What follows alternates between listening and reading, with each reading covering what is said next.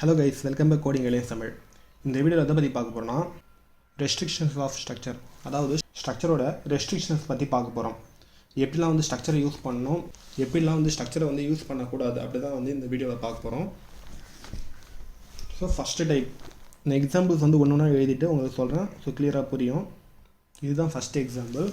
நம்ம nested structure video எடுக்கும்பொழுது அதில் வந்து ஸ்ட்ரக்சருக்குள்ளேயே வந்து இன்னொரு ஸ்ட்ரக்சருக்கு வேல்யூ தரும்போது அது எரர் சொல்லிட்டு காட்டியிருக்கும். அதுக்கான ரீசன் இதுதான். ஏன்னா இந்த ஸ்ட்ரக்சர் வேல்யூ வந்து இனிஷியலைஸ் பண்ணுறது ஸ்ட்ரக்சருக்குள்ளேயே இருந்துச்சுன்னா அந்த நேரத்தில் வந்து இன்வாலிட், அதாவது எரர் சொல்லிட்டு காட்டும். எதாவது எரர் காட்டுதுன்னா இந்த ஸ்ட்ரக்சரோட மெமரி வந்து எப்போ அலிகேட் ஆகும்னா இது பில்ட் பண்ணும்போதோ இல்லைனா இந்த ஸ்ட்ரக்சர் வேரியபிள் கொடுக்கும்போது தான் வந்து மெமரியை வந்து அலகேட் ஆகும். அதுக்கு முன்னாடியே வந்து மெமரி வந்து அலகேட் ஆகிறதுக்கு முன்னாடியே வந்து நம்ம இங்கே வேல்யூ தந்தோன்னா என்ன ஆகும், எரர் தானே காட்டும்.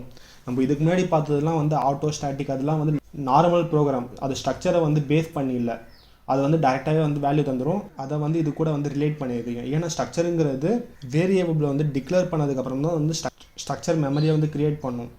ஸோ இது மாதிரி நீங்கள் டேரெக்டாக வந்து மெமரி க்ரியேட் பண்ணதுக்கு முன்னாடியே வந்து இங்கே நீங்கள் வேல்யூ 10 சொல்லிட்டு தந்துட்டிங்கன்னா அந்த நேரத்தில் வந்து எரர் சொல்லிட்டு வரும்.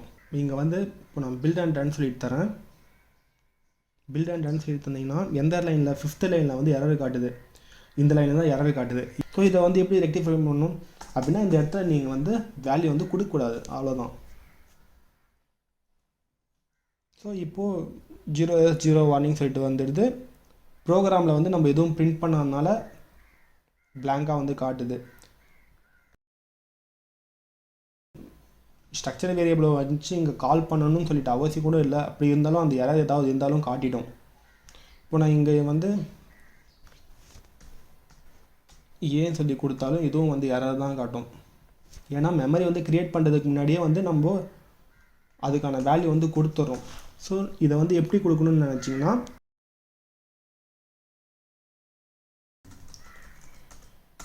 இந்த இடத்துல ஸ்ட்ரக்சர் வேரியபிள் யூஸ் பண்ணிவிட்டு ஸ்ட்ரக்சர் வேரியபிளுக்கு வந்து வேரியபிளுங்கிறதுனால வின்னு சொல்லி தந்துட்டு கேரக்டரில் ஏவும் இதில் வந்து 10ம் தரேன். இப்போ பில்ட் அண்ட் ரன் சொல்லிட்டு தரேன்.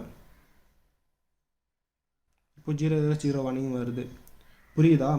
இது வந்து ஸ்ட்ரக்சர் வேரியபிளை வச்சு ஆக்சஸ் பண்ணியிருக்கேன், டைரெக்டாக இங்கே தரல. ஓகே, டைரெக்டாக வந்து நீங்கள் ஸ்ட்ரக்சருக்குள்ளேயே வந்து வேல்யூ வந்து ஈக்குவல் சொல்லி தந்தீங்கன்னா அந்த நேரத்தில் எரர் வரும். ஸ்ட்ரக்சர் வேரியபிளை வச்சுட்டு நீங்கள் தரும்போது அது மாதிரி எரர் வராது. இது first restriction. Second restriction storage classes நம்ம பார்த்தோம். அதில் வந்து ஆட்டோ ஸ்டாட்டிக், எக்ஸ்டெண்ட், ரெஜிஸ்டர் இதெல்லாம் இருந்துச்சு. நான் அதில் ஒரு டைப்பை தான் நான் எழுதியிருக்கேன். ஸ்டாட்டிக் சொல்லிவிட்டு எழுதிட்டு பில்ட் அண்ட் ரன் சொல்லிட்டு தரேன். 0 வார்னிங் வருது. அவுட்புட்டும் வந்து நம்ம எந்த ஸ்டேட்மெண்ட்டும் இந்த மெயின் ஃபங்க்ஷனுக்குள்ளே எழுதாதனால பிளாங்காக வருது. ஆனால் கரெக்டாக வந்து பிரிண்ட் ஆகுது, கரெக்டாக வந்து எக்ஸிக்யூஷன் நடக்குது. இந்த ஸ்டார்டிங்கிறது இங்கே தரும்போது மட்டும்தான் நான் என்ன பண்ணுறேன், இந்த இடத்துல ஸ்டாட்டிக் ரெஜிஸ்டர் இன்டீசர் சொல்லிவிட்டு பில்ட் அண்ட் ரன் சொல்லிட்டு தரேன். இப்போ எரர் வருமா பாருங்கள் எரர் சொல்லிட்டு வருது. ஏன்னா ஸ்ட்ரக்சருங்கிறது கான்டிஜியஸ் மெமரி லொக்கேஷன் தான் ஸ்டோர் ஆகும்னு சொல்லியிருக்கோம். பட் இது ஸ்டாட்டிக்குங்கிறது டேட்டா செக்ஷனில் போயிட்டு ஸ்டோர் ஆகும், ரெஜிஸ்டருங்கிறது ரெஜிஸ்டர் மெமரியில் போயிட்டு ஸ்டோர் ஆகும். ஸோ வேறு மெமரியில் ஸ்டோர் ஆகுது. இன்டீஜர் இது வந்து இது ஒரு மெமரியில் போய்ட்டு ஸ்டோர் ஆகும். ஸோ வேறு மெமரியில் போய் ஸ்டோர் ஆகிறதுனால இந்த இடத்துல எரர் சொல்லிட்டு வருது. ஸோ இந்த இடத்துல எரர் வராமல் தடுக்கணும்னா நீங்கள் என்ன பண்ணணும், நீங்கள் இங்கே வேணால் அந்த எந்த இடத்துல போய்ட்டு ஸ்டோர் ஆகணுமோ அந்த இடத்துக்கு ஏற்ற மாதிரி இங்கே வந்து நீங்கள் ஸ்டாட்டிக்கில் போய் ஸ்டோர் ஆகணும் அப்படி இப்படின்னு சொல்லிட்டு அப்படின்னு தந்துட்டிங்கன்னா இந்த எரர் வராது. இது second type restriction. Third type பார்க்கலாம். நீங்கள் ஸ்ட்ரக்சர் இங்கே தரக்கூடிய ஸ்ட்ரக்சரை வந்து இன்ட்டு எக்ஸ் செமிகோலன் சொல்லிட்டு இன்ட்டு ஒய் செமிகோலன் அப்படி தான் தரணும்னு சொல்லிட்டு இல்லை, இன்ட்டு XY இப்படி கூட தரலாம், ஒரு தப்பும் கிடையாது. அப்புறமா வந்து ஸ்ட்ரக்ட் x2ல் வந்து ஒரு வேரியபிள் கொடுத்துருக்கேன் ஏன்னு சொல்லிட்டு. இப்போ இங்கே என்ன பண்ணியிருக்கேன், ஸ்ட்ரக்ட் ST1 சொல்லிட்டு தந்துட்டு, அதாவது இந்த ஸ்ட்ரக்சருக்கு x1 ஈக்குவல் டு, அதாவது அதோட ஸ்ட்ரக்சர் வேரியபிள் கொடுத்துட்டு அதுக்கு வேல்யூ வந்து 1 2 சொல்லியிருக்கேன். அப்படின்னா 1ங்கிறது எக்ஸ்லேயும் 2ங்கிறது ஒய்லேயும் இருக்கும். அதே போல் இங்கே இன்னொரு ஸ்ட்ரக்சர் வேரியபிள் st1க்கே 2 ஸ்ட்ரக்சர் வேரியபிள் கிரியேட் பண்ணியிருக்கேன். அதில் ஒன்றுத்துக்கு வேல்யூ கொடுத்துருக்கேன், இன்னொருத்துக்கு வேல்யூ கொடுக்காம இருக்கேன். ஓகேவா? இப்போது struct s2ன்னு சொல்லிட்டு st2 இதுக்கு தந்துட்டு இது ஒரு ஸ்ட்ரக்சர் வேரியபிள் வந்து கிரியேட் பண்ணியிருக்கேன். ஓகே, ஆனால் இதுக்கு எந்த வேல்யூவும் தரல. இப்போ நான் இங்கே என்ன பண்ணுறேன், x2வை வந்து x1க்கு ஈக்குவல் பண்ண சொல்கிறேன். அதாவது இதில் எந்த வேல்யூவும் இல்லை, இதை வந்து இதில் ஈக்குவல் பண்ண என்ன ஆகும், x1ல் இருக்க எல்லா வேரியபிளும் இதுலேயும் போயிட்டு காப்பி ஆகிற மாதிரி, அதாவது அதுக்கு சேம் பண்ணுற மாதிரி, ஈக்குவல் பண்ணுற மாதிரி மீனிங். இப்போ நான் இங்கே நல்லா பாருங்கள், இங்கே x2க்கு நான் இங்கே வேல்யூ வந்து தரவே இல்லை, சரிங்களா? பட் x2.x சொல்லி தரும்போது அதோட வேல்யூ என்ன வருதுன்னு சொல்லிட்டு பில்ட் பண்ணி பார்க்கலாம். ஆனால் x1க்கு இங்கே வந்து வேல்யூ கொடுத்துருக்கேன். x1க்கு வந்து 1 2ன்னு சொல்லி தந்திருக்கேன். x1.x அப்படின்னா x1.x எக்ஸோட வேல்யூ என்னவாக இருக்கும்னு சொல்லி சொன்னால் 1 சொல்லிட்டு இருக்குன்னு சொல்லி சொன்னேன். ஸோ இங்கே 1 சொல்லிட்டு பிரிண்ட் ஆகும். பட் இங்கே என்ன வருதுன்னு சொல்லிட்டு பார்க்கலாம். பில்ட் அண்ட் ரன் சொல்லிட்டு தரேன். இங்கேயும் பார்த்தீங்களா, ஸோ சேம் டேக் நேமை வச்சுட்டு ஸ்ட்ரக்சர் வேரியபிள் வந்து கிரியேட் பண்ணும்போது இதில் என்ன இருக்கோ அது அப்படியே வந்து இந்த x2லேயே வந்து ரிஃப்ளெக்ட் பண்ணுது. அதாவது ஈக்குவல் பண்ணும்போது அதோட வேல்யூ அங்கேயும் போயிட்டு சேம் ஆயிடுது. ஸோ அதனால் நான் இந்த இடத்துல x1 ஸ்ட்ரக்சர் வேரியபிளை யூஸ் பண்ணிவிட்டு பிரிண்ட் பண்ணாலும் இதை ஆக்சஸ் பண்ண முடியுது. அதே போல் இந்த வேல்யூ எந்த வேல்யூவும் தராமல் இந்த x2ஓட ஸ்ட்ரக்சர் வேரியபிளை யூஸ் பண்ணிவிட்டு எக்ஸோட வேல்யூ பிரிண்ட் பண்ணாலும் 1 சொல்லிட்டு வருது. புரியுதா? இப்போது ஒய்யோட வேல்யூ பிரிண்ட் பண்ணால் நீங்கள் x2.y கரெக்டாக x2.y சொல்லி தந்துட்டு பில்ட் அண்ட் ரன் சொல்லிட்டு தரேன். இங்கே 2ன்னு சொல்லிட்டு பிரிண்ட் ஆகுது. புரியுதா உங்களுக்கு? x1ல் தான் வந்து 1ஓட வேல்யூ, எக்ஸோட வேல்யூ, ஒய்யோட வேல்யூ இருக்குது. பட் x2ல் வந்து எந்த வேல்யூ நம்ம தரல. இங்கே ஈக்குவல் தரதன் மூலியமாக வந்து x1ல் என்னென்ன வேல்யூ இருக்கோ அது வந்து x2லையும் போயிட்டு ரிஃப்ளெக்ட் ஆகுது. அதனால் x2.y சொல்லி தரும்போது x2 இது வந்து இதை தானே, இந்த ஸ்ட்ரக்சர் தான் மீன் பண்ணுது. இதில் இருக்க ஒய்யோட வேல்யூ 2ன்னு சொல்லிட்டு எனக்கு பிரிண்ட் ஆகுது. ஸோ இது மாதிரி கொடுக்கும்போது இந்த ப்ராப்ளம் எந்த எரரும் காட்டாது. பட் நான் இதையே வந்து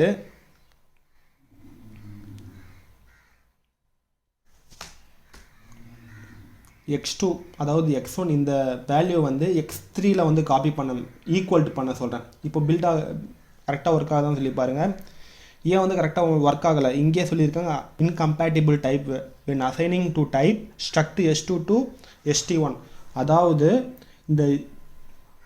இந்த ஸ்ட்ரக்சர் st1 இந்த டேக் நேம் யூஸ் பண்ணியிருக்கோம்ல, இது ஒரே ஸ்ட்ரக்சர் தான் மீன் பண்ணுது. இது ஒரே ஸ்ட்ரக்சரை தான் வந்து 2 ஸ்ட்ரக்சர் வேரியபிளாக நான் க்ரியேட் பண்ணியிருக்கேன். பட் இந்த டேக் நேம்ங்கிறது எதை மீன் பண்ணுது, இன்னொரு ஸ்ட்ரக்சர் வந்து மீன் பண்ணுது. அதை வந்து இந்த ஸ்ட்ரக்சருக்கு வந்து ஈக்குவல்ட்டு இல்லைல்ல. ஸோ அதே ஸ்ட்ரக்சரை வந்து ஸ்ட்ரக்சர் வேரியபிளை க்ரியேட் பண்ணிவிட்டு ஈக்குவல் பண்ணும்போது ஈக்குவல்ட் ஆகும். பட் வேறு ஸ்ட்ரக்சரை வந்து அசைனிங் பண்ணணும்னு சொல்லிட்டு நினைக்கும் போது அந்த இடத்துல வந்து எரர் சொல்லிட்டு காட்டும். ஸோ இதை ஞாபகம் வச்சுக்கோங்க. ஸோ இங்கே நீங்கள் x2ன்னு சொல்லிட்டு யூஸ் பண்ணி, அதாவது அதே ஸ்ட்ரக்சர் யூஸ் பண்ணி எரர் காட்டாது. இந்த ஸ்ட்ரக்சர் அதாவது s2க்கும் x1க்கும் வந்து ஈக்குவல் பண்ணணும்னு நினச்சிங்க அந்த நேரத்தை எரர் சொல்லிட்டு வரும். ஸோ புரிஞ்சுக்கோங்க டிஃப்ரென்ஸை. ஓகே, இப்போ நெக்ஸ்ட்டு இங்கே ஒரே ஸ்ட்ரக்சர் தான் க்ரியேட் பண்ணியிருக்கேன். இன்ட்டு xy சொல்லிவிட்டு அதோட மெம்பர்ஸ் கொடுத்துருக்கேன். இப்போது ஸ்ட்ரக்ட் st1 அதாவது இந்த ஸ்ட்ரக்சருக்கு வந்து டேக் நேம் x1 சொல்லிட்டு வச்சுட்டு அதில் வேல்யூ வந்து 1 2ன்னு சொல்லிட்டு கொடுத்துருக்கேன்.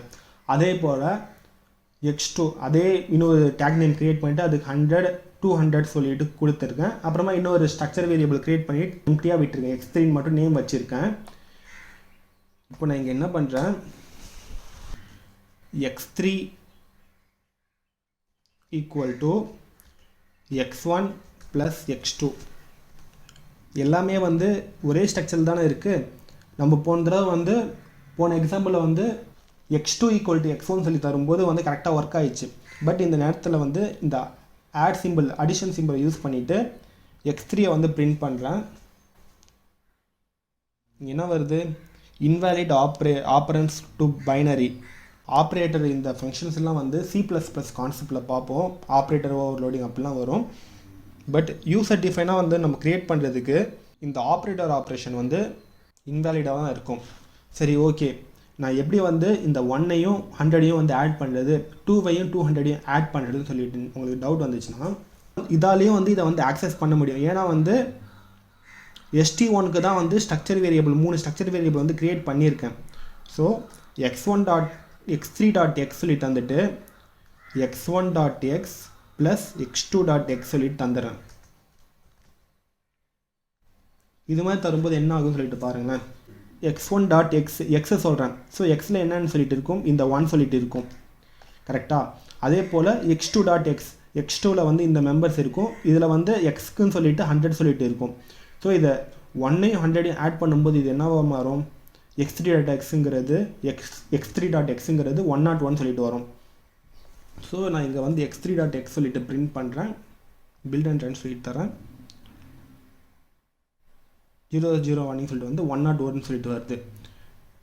ஒருவேளை நான் வந்து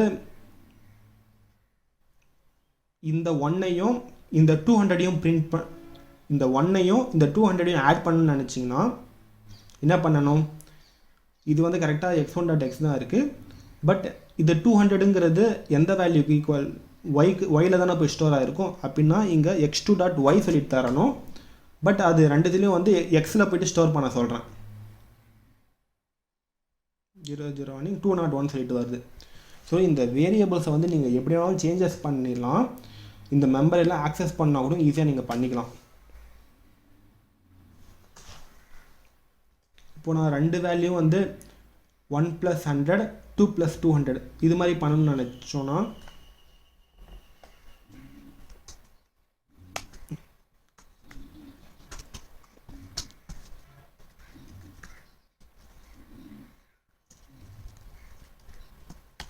x1.xங்கிறது இதை தான் மீன் பண்ணும், x2.xங்கிறது 100 தான் மீன் பண்ணும். ஸோ 1 + 100 101 சொல்லிட்டு இங்கே அவுட்புட்டாக வரும்.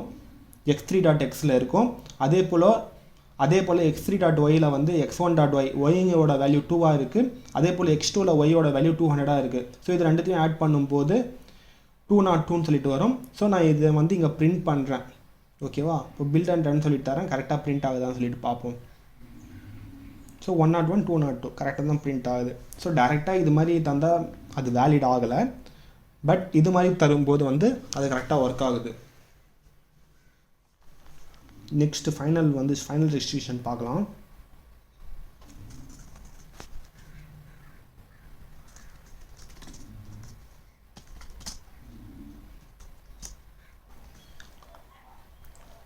இதில் பார்த்தீங்கன்னா இந்த ஸ்ட்ரக்சருக்குள்ளேயே இதே ஸ்ட்ரக்சரை நான் இங்கேயும் தந்திருக்கேன்னா ஸ்ட்ரக்ட் ST1 சொல்லி தந்துட்டு அதுக்கு ஒரு வேரியபிள் கொடுத்துருக்கேன். வேரியபிள் வின்னு சொல்லிட்டு ஷார்ட்டாக தந்திருக்கேன். ஓகே, இப்போது பில்ட் அண்ட் ரன் சொல்லிட்டு தரேன். எரர் வருது. ஏன்? ஹேஸ் இன்கம்ப்ளீட் டைப் சொல்லிட்டு வருது. இன்கம்ப்ளீட் டைப்னா என்ன? நம்ம இதுக்கு முன்னாடி பார்த்த வீடியோவில் வந்து நெஸ்டட் ஸ்ட்ரக்சர் க்ரியேட் பண்ணுற மாதிரி பண்ணால் ஒரு எரரும் இல்லை. பட் நம்ம இதே ஸ்ட்ரக்சரை வந்து கொடுத்துட்டு அதுக்குன்னு சொல்லிட்டு ஒரு வேரியபிள் வந்து டிக்ளேர் பண்ணியிருக்கோம். நேம்லேயே இருக்குது வேரியபிள், அது வந்து எந்த நேரத்துலையும் சேஞ்ச் ஆகும். ஸோ மெமரி வந்து எந்த நேரத்தில் வந்து க்ரியேட் பண்ணோம், மெமரிங்கிறது பில்ட் பண்ணும்போது தான் இந்த மெமரி வந்து க்ரியேட் பண்ணோம். பட் மெமரி க்ரியேட் பண்ணுறதுக்கு முன்னாடியே வந்து இந்த ஸ்ட்ரக்ட் ST1 சொல்லி தந்துட்டு இன்னொரு வேரியபிள் வந்து க்ரியேட் பண்ணுறோம். ஸோ அதுக்குன்னு சொல்லிட்டு எவ்வளோ மெமரி க்ரியேட் பண்ணணும்னு சொல்லிட்டு ஒரு கன்ஃபியூஷன் வரும்ல. ஸோ அதனால தான் எரர் சொல்லிட்டு வருது. ஓகே, இந்த எரரை வந்து எப்படி டிசால்வ் பண்ணணும்னு நினச்சிங்கன்னா நம்ம ஆல்ரெடி பாயிண்டர்ஸுங்கிற ஒரு கான்செப்ட் பார்த்துருக்கோம். பாயிண்டருங்கிறது என்ன? Pointer is the variable that hold the address of another variable. அதோட சைஸ் வந்து கம்பைலரை பொறுத்து எப்போவுமே சேஞ்சே ஆகாது. கரெக்ட் தானே? அதனால் நான் விக்கு பதிலாக *p சொல்லிட்டு இங்கே ஒரு பாயிண்டரை வந்து யூஸ் பண்ணுறேன். இப்போ நான் பில்ட் அண்ட் ரன் சொல்லிட்டு தரேன். 001 சொல்லிட்டு வருது. ப்ரோக்ராமும் கரெக்டாக எக்ஸிக்யூஷன் நடக்குது. உங்களுக்கு ஒரு டவுட் வரலாம், ஏன் வந்து இங்கே வெறும் வீன் தரும்போது வந்து எரர் வருது, பாயிண்டர் தரும்போது வந்து எரர் வரலன்னு சொல்லிட்டு. ஏன்னா பாயிண்டருங்கிறது ஃபிக்ஸ்டு, அந்த மெமரி வந்து இவ்வளோ தான் சொல்லிட்டு அது கன்ஃபார்மாக தெரியும். பட் இங்கே நம்ம யூஸ் பண்ணுறது வேறு வந்து வேரியபிள்ஸை வந்து யூஸ் பண்ணுறோம். வேரியபிள்ஸ் யூஸ் பண்ணும்போது அது எப்போ வேணாலும் சேஞ்ச் ஆகிறதுக்கான வாய்ப்பு இருக்குது. ஸோ பாயிண்டருக்குன்னு சொல்லிட்டு இவ்வளோ மெமரி தான் வந்து க்ரியேட் பண்ணணும்னு சொல்லிட்டு அது கம்பைலருக்கு வந்து ஆல்ரெடி தெரியும். அதனால் பாயிண்டர் தரும்போது அந்த எரர் காட்டல. இதுவே நீங்கள் வேரியபிளாக தரும்பொழுது அந்த நேரத்தில் அந்த எரர் காட்டுது. ஸோ இதெல்லாம் தான் வந்து ரெஸ்ட்ரிக்ஷன்ஸு. இதை வந்து ஸ்ட்ரக்சர்ஸில் வந்து செல்ஃப் ரெஃபரன்ஷியல் ஸ்ட்ரக்சர் சொல்லிட்டு கூட சொல்லலாம். சேம் ஸ்ட்ரக்சர் நேம் தந்துட்டு அது ஒரு பாயிண்டர் வேரியபிளை வந்து க்ரியேட் பண்ணியிருந்தால் அது வந்து செல்ஃப் ரெஃபரன்ஷியல் ஸ்ட்ரக்சர் சொல்லிட்டு கூட சொல்லலாம். ஓகே, இப்போது printf %t, size of struct st1 இது வந்து நான் பில்ட் அண்ட் ரன் சொல்லிட்டு தரேன். 16 பைட் மெமரி வந்து க்ரியேட் பண்ணியிருக்கு. எப்படி 16 பைட்? என்னோட கம்பைலரில் வந்து ஒரு பாயிண்டருக்குன்னு சொல்லிட்டு 8 பைட் க்ரியேட் பண்ணோம், இன்டிஜருக்கு ஒரு 4 பைட்டு. பட் கேரக்டருக்கு 1 பைட் தானே, எப்படி வந்து 4 பைட்டாக எடுத்துக்குது? உங்களுக்கு டவுட் வருது இல்லை? இது வந்து நெக்ஸ்ட் வீடியோவில் பார்க்கலாம். இது வந்து ரொம்ப ரொம்ப இம்பார்ட்டண்ட். நெக்ஸ்ட் வீடியோ வந்து ஸ்ட்ரக்சர் பேடிங் சொல்லிட்டு ஒரு கான்செப்ட் வரும். இன்டர்வியூவில் வந்து ஸ்ட்ரக்சர் பேடிங்கிற கான்செப்ட்டும் வந்து இம்பார்ட்டண்ட்டாக ரொம்ப ரொம்ப முக்கியமாக கேட்பாங்க. ஸோ அதை நெக்ஸ்ட் வீடியோவில் பார்க்கலாம். இந்த வீடியோ உங்களுக்கு புரிஞ்சிருக்குன்னு நம்புகிறேன். இந்த வீடியோஸில் ஏதாவது டவுட் இருந்தால் கீழே கமெண்ட் பாக்ஸில் கமெண்ட் பண்ணுங்கள், நான் ரிப்ளை பண்ணுறேன். இது மாதிரி மேலும் பல வீடியோஸ்க்கு நம்ம சேனல் கோடிங் கைட்லைன்ஸ் தமிழ் வந்து சப்ஸ்கிரைப் பண்ணுங்கள், உங்கள் ஃப்ரெண்ட்ஸுக்கும் ஷேர் பண்ணுங்கள். தேங்க்ஸ் ஃபார் வாட்சிங். Keep support our channel. Thank you.